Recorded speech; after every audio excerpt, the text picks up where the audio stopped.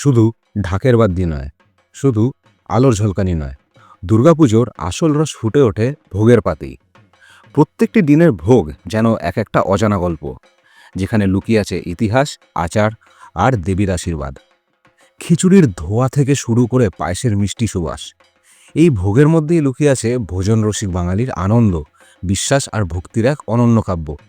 চলুন খুঁজে বের করি দুর্গাপুজোর ভোগের সেই আসল রহস্য, কোন দিন মাকে কি কি ভোগদান করা হয়। প্রথমে আসে ষষ্ঠী, অর্থাৎ মায়ের আগমনী।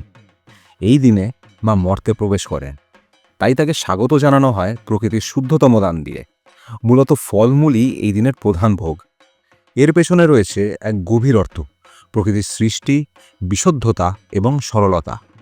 প্রাচীনকালে রাজারাও মায়ের জন্য এই দিনে উৎকৃষ্ট ফল নিবেদন করতেন, যেমন আম, কাঁঠাল, তালশাঁস, বেদানা এবং দেশি ফলমূল, যা প্রায়শই তাদের নিজেদের বাগানের হতো।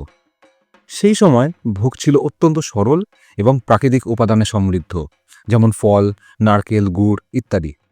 সেই সরলতা আজও বহু পরিবারের ভোগে দেখা যায়, যদিও আধুনিক সময় ফলের পাশাপাশি আরও কিছু হালকা নিরামিষ পদ, যেমন নারকেলের নাড়ু বা মুড়ির মোয়া যুক্ত হয়েছে। আচ্ছা, আপনাদের পরিবারে কি দুর্গাপুজো হয়? আর হলে পুজোর ভোগে এমন কি বিশেষ পদ আছে যা প্রজন্মের পর প্রজন্ম ধরে চলে আসছে? কমেন্টে জানান। ষষ্ঠীর পরে এবার আমরা কথা বলবো সপ্তমী নিয়ে। সপ্তমী সকালে কলাবউ স্নান আর তারপর নবপত্রিকা স্থাপন। এবার এই নবপত্রিকাটি কি? নবপত্রিকা মানে হলো নতুন পাতা বা নবজাত উদ্ভিদের পূজা।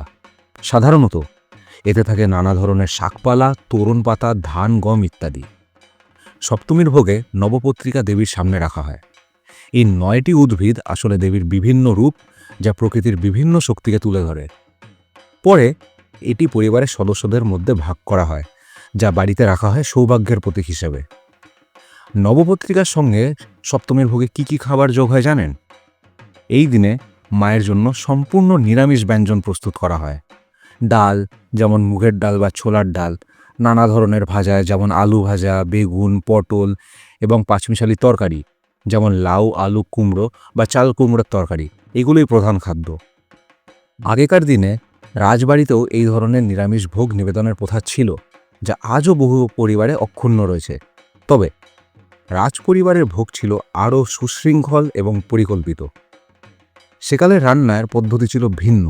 শুধুমাত্র কাঠ কয়লার আঁচে রান্না করা হতো, মশলা হাতে বাটা হতো, যার কারণে প্রত্যেকটি পদের স্বাদ হতো অতুলনীয়। আজকের ভোগের বৈচিত্র্য অনেক বেড়েছে, কিন্তু মূল নিরামিষ ধারাটি একই রয়ে গেছে।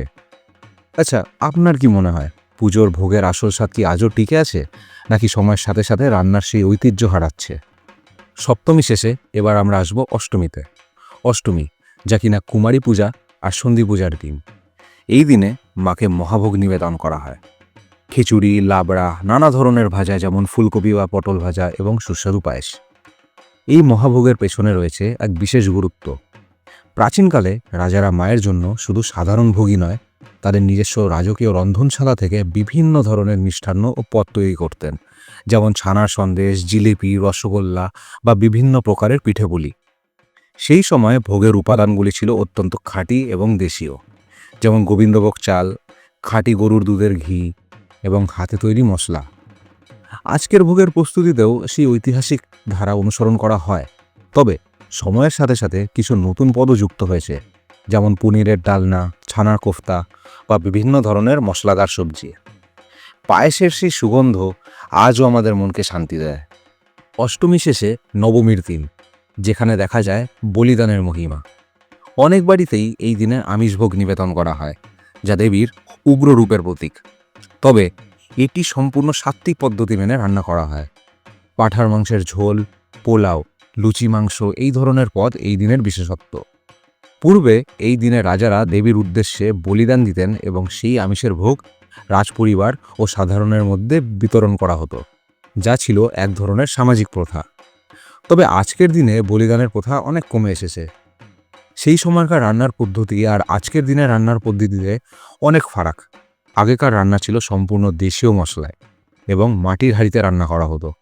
এখনকার রান্না অনেক বেশি মশলাদার ও তেলযুক্ত। সময়ের সাথে সাথে প্রথা হয়তো কিছুটা পাল্টেছে, কিন্তু শক্তি আরাধনার মূল ভাবনাটা সেই একই আছে। নবমীর দিন মায়ের ভোগ আমিষ রাখা কি আজও প্রাসঙ্গিক? এই প্রথা কি যুগের সাথে তাল মিলিয়ে পাল্টানো উচিত? কি মনে হয় আপনার? এবার আসবো দশমীতে, বিজয়া দশমী। মায়ের বিদায় আর বিজয়ের আনন্দ। বাপের বাড়ি ছেড়ে মায়ের এবার কৈলাসে ফেরার যাত্রা শুরু। 5টি দিন হইহুল্লোড়ে কাটিয়ে এবার আসে মন খারাপের পালা। এই দিনে সিঁদুর খেলা আর মিষ্টিমুখী প্রধান।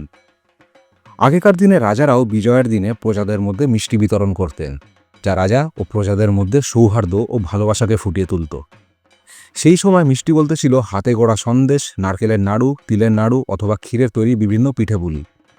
এখন মিষ্টির ধরন হয়তো পাল্টেছে, নতুন নতুন ফিউশন মিষ্টি এসছে বাজারে, যেমন ক্যারামেল সন্দেশ বা চকলেট রসগোল্লা। কিন্তু মিষ্টি মুখের ওই ঐতিহ্য আজও একই আছে।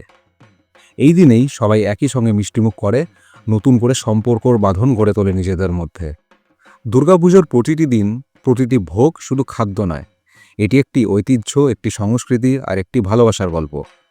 প্রতিটি পদের মধ্যেই আমরা খুঁজে পাই মায়ের আশীর্বাদ আর আমাদের বাঙালি সংস্কৃতির অমিলন সৌন্দর্য। এই গল্পগুলি বেঁচে থাক প্রজন্মের পর প্রজন্ম ধরে। আপনাদের প্রিয় পুজোর ভোগ কী? কমেন্ট করে আমাদের অবশ্যই জানান। আশা করি ভিডিওটি ভালো লেগেছে। ভালো লেগে থাকলে অবশ্যই লাইক ও চ্যানেলটি সাবস্ক্রাইব করতে ভুলবেন না। শেয়ার করবেন নিজেদের বন্ধু ও পরিবারের মধ্যে। খুব তাড়াতাড়ি হাজির হব আবার একটি ভিডিও নিয়ে। ততক্ষণ সবাই খুব ভালো থাকবেন, সুস্থ থাকবেন। নমস্কার।